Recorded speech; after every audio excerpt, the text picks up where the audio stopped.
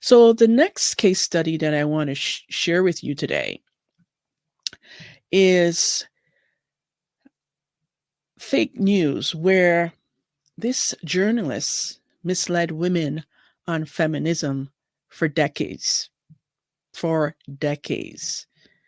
And now this has come out a while ago, and she's saying, she's coming clean pretty much of, you know, sharing about feminism and how positive it was. But I'm going to let her share it in her own words. So,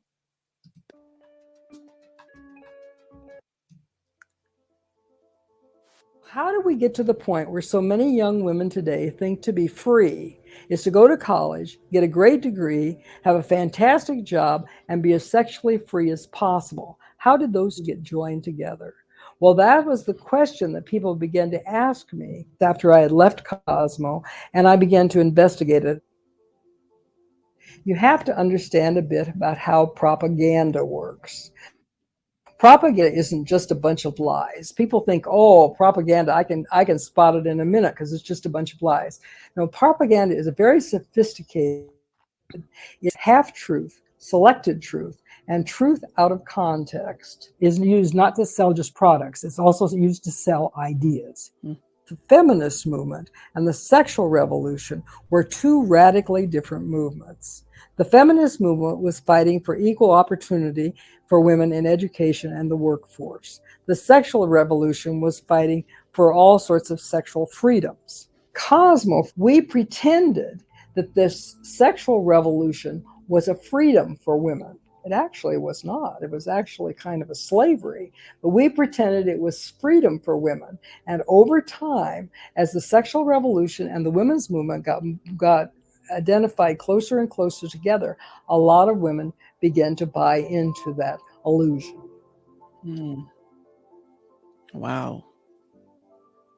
I wrote for Cosmo for about 20 years. I came out of J School, University of Missouri School of Journalism. I was trained very well to be a good reporter, and then I immediately fell from grace and started writing lies for Cosmopolitan magazine. I was fascinated with Cosmo, and I was fascinated with glamour and sophistication. And I always said I didn't want to be a big fish in a small pond. I wanted to be a small fish in a big pond. And Cosmo was, to me, was that big pond. I was the little fish. Helen Gurley Brown was the editor of Cosmo. She's the one that took Cosmo and turned it from a general interest magazine into a sex rag. It's a magazine to help this young woman realize dreams, hopes, ambitions, to help her find a man, keep a man, get him back if he's going, get a new one if he left.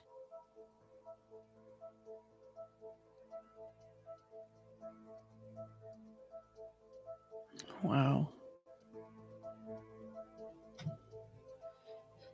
Helen Gurley Brown had created a list of rules on how to write for Cosmo. And some of those rules included how to make up stories. So here's one of them. Unless you are a recognized authority on the subject, profound statements must be attributed to somebody appropriate, even if the writer has to invent the authority. Here's another one. Try to locate some of the buildings, restaurants, nightclubs, parks, streets, as well as entire case histories in cities other than New York, even if you deliberately have to plant them elsewhere. Most writers live in New York. 92% of our readers do not. They had a book. They would go in and have a meeting of all the editors once a week, and they'd all bring in ideas, and then they'd put them in the book. The freelance writers would come in and choose the stories that they wanted to do. These did not come out of reality. These came out of the heads of the editors who said, oh, that would be an interesting story. And that's how you got assignments.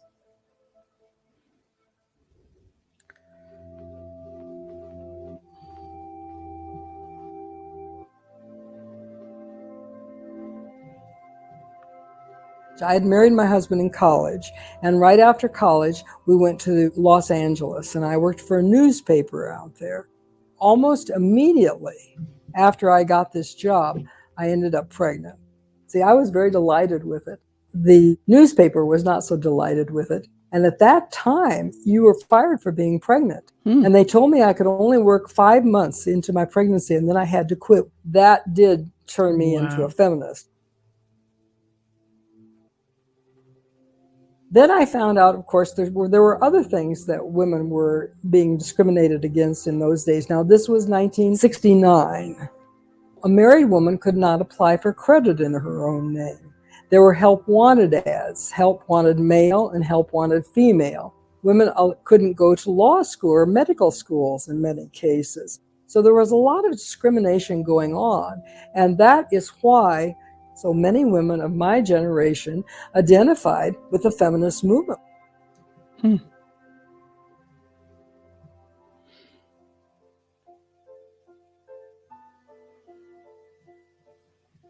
Betty Friedan, she and a number of women had gotten together and started the National Organization for Women.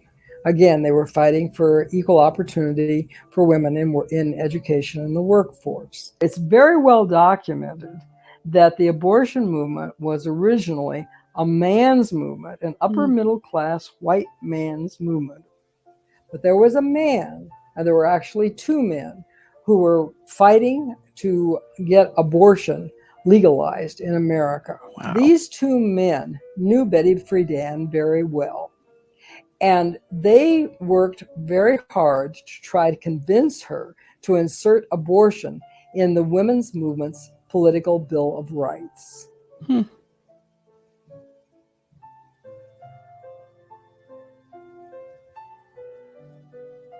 Interesting.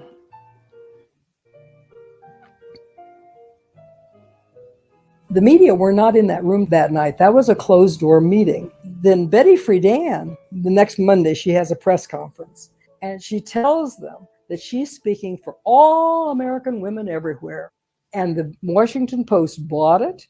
They headlined the abortion vote. They said essentially, all women want this. Wow. And that is how propaganda works. Damn.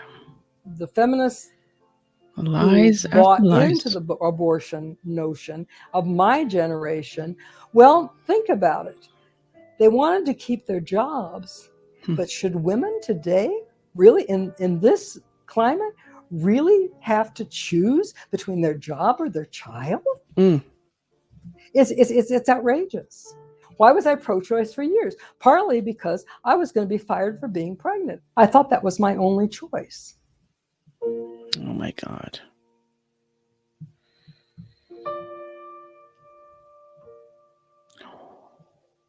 When you start betraying the truth, it will come back to haunt you. It will get you in the end. And that's why, even though I knew we were making up all these stories, I still got sucked in and thought abortion would be okay.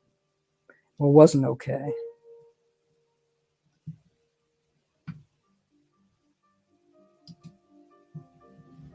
My husband wanted to join the Catholic Church, and I said, I'm not going to join that patriarchal old church. And then I read the Catechism. This was not the nasty old Catholic Church I'd heard about. This was about joy and freedom and love and beauty and forgiveness and all of the things. I went to the priest. I was terrified. My knees were shaking going into that confessional because I was going to tell him about that abortion. And I did. And he was just so wonderful. And he said, go home and think about how much God loves you. So I did.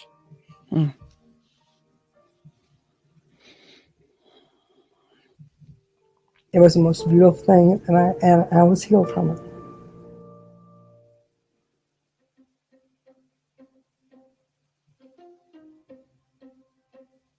In 1994, wow. Why all of this hijacking of the women's movement? Money. Money. Hmm. Why was Cosmo so successful? Because it attracted advertisers. Hmm. Why did it attract advertisers? Because it worked.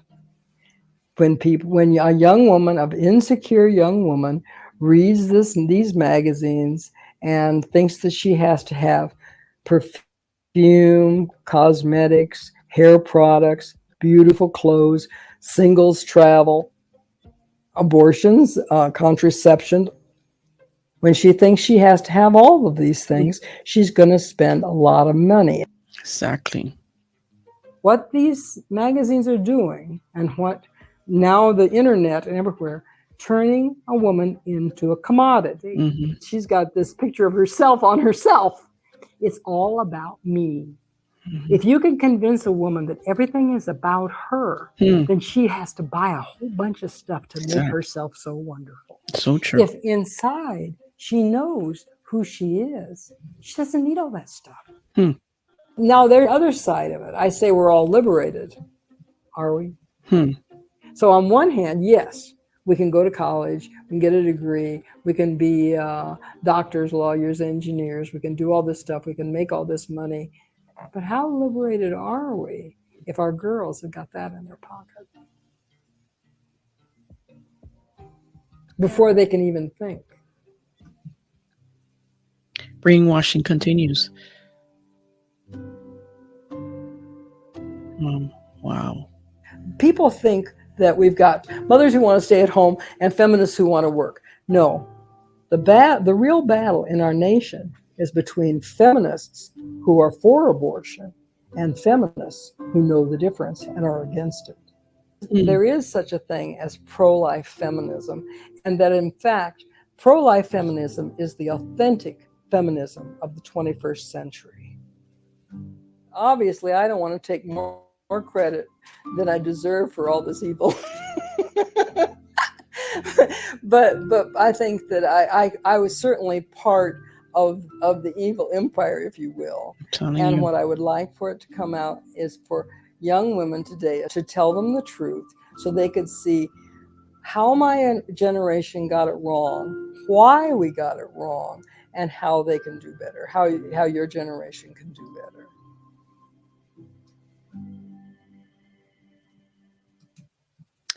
Wow. Wow. Wow. Uh, I don't even know what to say. But then again, media. The media has been lying to us, men and women, from the beginning of time. Okay. They spin a narrative. They want to portray, or they want to, you know, um, spin a certain ideology, a narrative. So, as you heard her in her own words, Cosmopolitan magazine, a magazine that I used to look up to years ago. I don't follow it anymore, but it had interesting stories. It was very, very well done, very tasteful, glamorous, very high end. And here it is that they've been spinning the web of lies for decades. So hats off to her. Now, this is not something recent. It's been out a few years now, that report. But hats off to her for having the courage to speak out. I wonder if other journalists that work for Cosmopolitan would actually come out and tell the truth about all the lies that they spun and all the lies that they wrote to help further the narrative of feminism and abortion and all of those things, the sexual revolution that made women think that all of these things were for their best interests. So that is very interesting, but it's good to hear because we know that the media lies. The media lies day in and day out.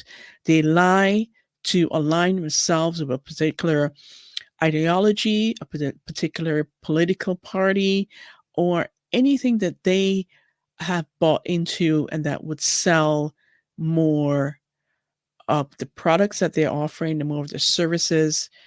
They lie every day. This is one of the reasons why I listen to the news with a grain of salt. Or when I see a story pop off in the news and it's trending, especially when it comes to relationships, when it comes to men and women or couples or married couples or a situation between a man and a woman, I take it with a grain of salt because I know how these stories are spun. They're spun to make the man look bad, that we should believe all women. And at the end of the day, 99.9% of the time, it is a big fat lie. They're trying to ruin the man and make the woman look good, even though she may be the perpetrator or the one that's causing harm to the man. So ever since the Amber Heard and the Johnny Depp trial, I am telling you, I saw the media in a whole different light. I mean, I knew that they used to spin stories and they had a certain narrative that they will push depending on the media outlet. But I didn't know about the magazines spinning this you know web of lies, and journalists were in on it and they were told to lie, intentionally lie. That is a wow. But when I watched the Johnny Depp and the Amber Heard trial live on YouTube, I watched it. I saw what happened in the courtroom live. I saw how she had undermined him, how she was the abuser. Yeah, he had his part. Yeah, he did his thing. But the way that they had painted him in the media for years, back in the UK with the UK trial, and then this trial in the US, they had demonized him. And they had all of us fooled that he was the abuser based on her lies. But during that court case, when it all came to light that she was the one that was abusing him, she had recorded all of the abuse. She even said and was recorded, like, who's going to believe you that you're the one being abused? When I saw that for myself, and then in the evening news, you heard the CNNs and the NBCs and all the CBCs and all the other media outlets spinning a different story, contrary to what actually took place in the courtroom. That really turned me off. And especially when it comes to this, believe all women. No, no, no, no, no. I do not believe all women. I believe in the truth. And when that truth is shed, and it has the facts are presented in a court of law, they're presented. That's where I base my truth on. But from the get-go, believing all women, no. Because like I said, 99.9% of the time, it's a big fat lie.